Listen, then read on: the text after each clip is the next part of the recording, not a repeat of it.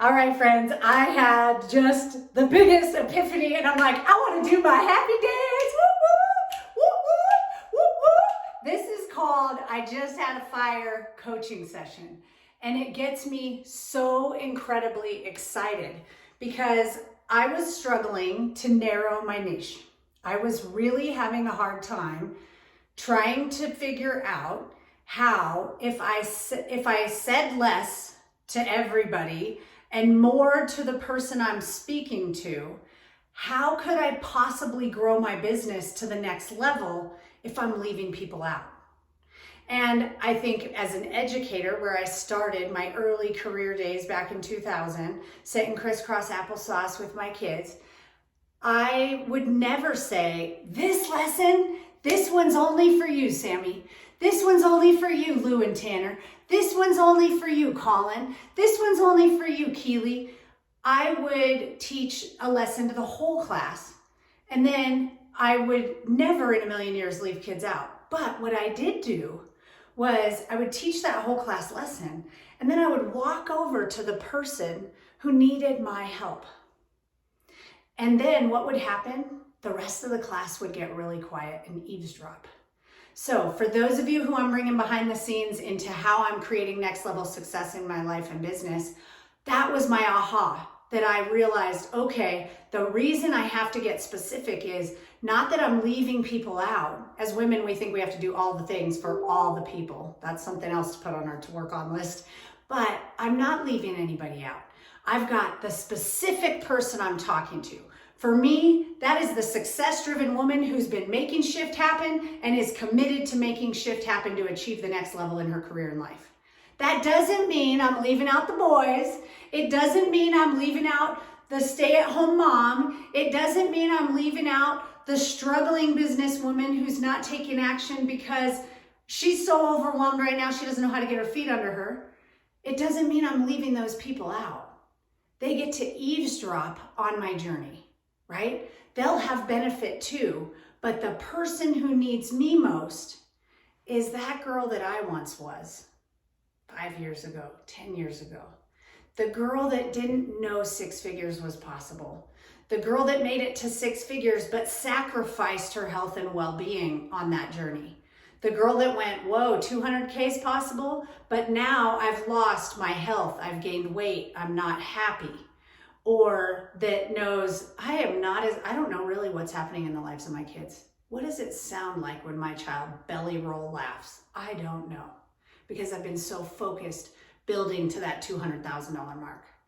And so I realized I'm not leaving anybody out, but I've got to get really crystal clear, right? I'm working with success-driven women who are eager to make shift happen. And they need to make shift happen enough that they're willing to say, yes, I'm committed. I just finished the most fire coaching session with this client. It's only our second week together. She went from being all over the place, doing all the things to, wow, this is my new career move. I am pumped. I see it differently. The light and delight on her face that when she went from, I'm not good enough, I'm never confident, she said something that just hit me hard of, I always walk in the room and I'm not enough. And I thought, I've been there. I've been there. And so one of the lessons I learned last week from a Rory Vaden interview by Ed Milet that another CHPC sent me, another certified high performance coach had shared in our training. And I finally made the time to listen to it. And he said, your uniqueness is the intersection of where you've been and where you want to go. I had to figure out, do I want to work with the Microsofts, the Googles, the high-tech firms? That lights me up. It was a fun chapter that I just wrote. And so I thought I had to go down that path. But I started to pay attention to how that made me feel, and it didn't feel great. And the reason that I'm actually paying attention to that intuition is because of some research that was done in 2019 with 64,000 people across 18 nations. And they thought 2/3 of survey respondents said the world would be a better place if more men thought like women. And I thought to myself how often I've put on the mask of masculinity to grow my career and how I've exhausted myself doing that by manning up. And I didn't know I was doing it. I'm now able to take that reflective stance and look back as I sit in this space of defining my business. So the masculine traits are aggressive, analytical, decisive, proud, independent, resilient, and affluence. The corresponding feminine traits, that operating system is collaborative, intuitive, flexible and agile, empathetic, selfless, boundaries, self-care, knowledge and influence. I think we are both masculine and feminine in all of us. Which traits are you masking up with? If you're masking up with a lot of things that aren't your natural self, you're exhausted. I know I was. And so I found my person. I'm so excited to open the door to other people like her so that I can have this feeling and to help others have that breakthrough and to recognize that I'm using my uniqueness. I'm using where I've been. I have always been the career-driven success woman that has made shift happen, from being one of the best educators in my building to leading other teachers to gain new knowledge and insights, teaching them systems thinking, teaching them writer's workshop, teaching them how to make kids love mathematics, then learning how to found schools and make learning more personally meaningful and joy-filled, then rolling that into a political landscape, helping others innovate and do really cool things like I did when I founded my school, and then getting into high tech and recognizing, oh my gosh, I work with some of the most brilliant minds in the world. Why would they listen to me? The imposter syndrome was louder and stronger than ever before. Yet I learned I have a seat at that table.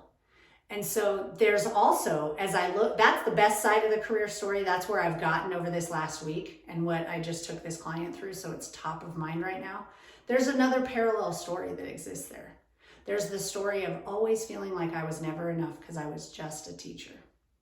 And I was struggling financially. I couldn't even buy grapes. Do you know how expensive grapes are as a fruit compared to apples and bananas? I do, because I've been broke as a joke as a teacher. I've not been able to afford the fancy fruit snacks for my daughter's lunch.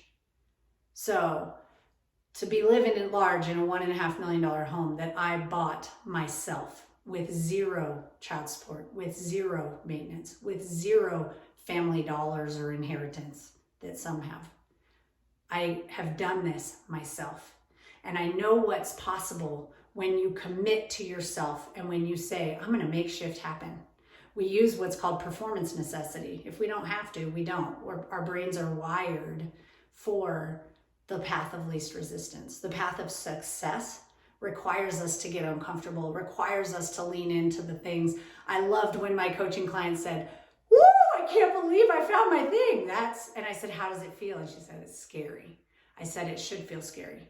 That's a good indicator that your brain knows it's going to have to activate. It's going to have to work. And so with that, I hope that if you're a business owner, you've come to realize you don't have to be all the things to all the people. You look back, you find your uniqueness, and you know that is probably who you're best positioned to serve. You let your ego go.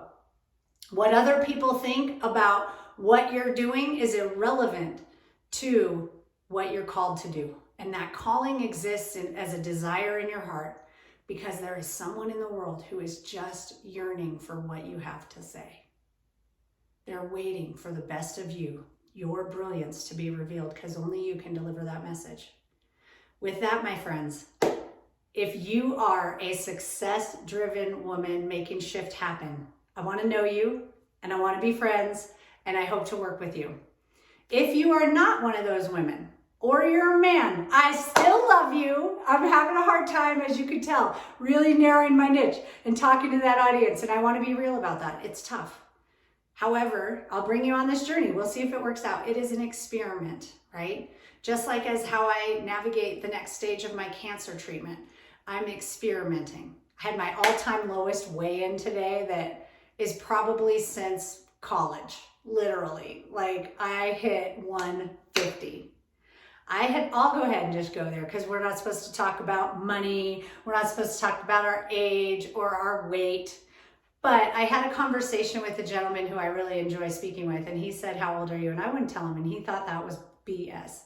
And I still haven't told him. So you know who you are. I'm 45.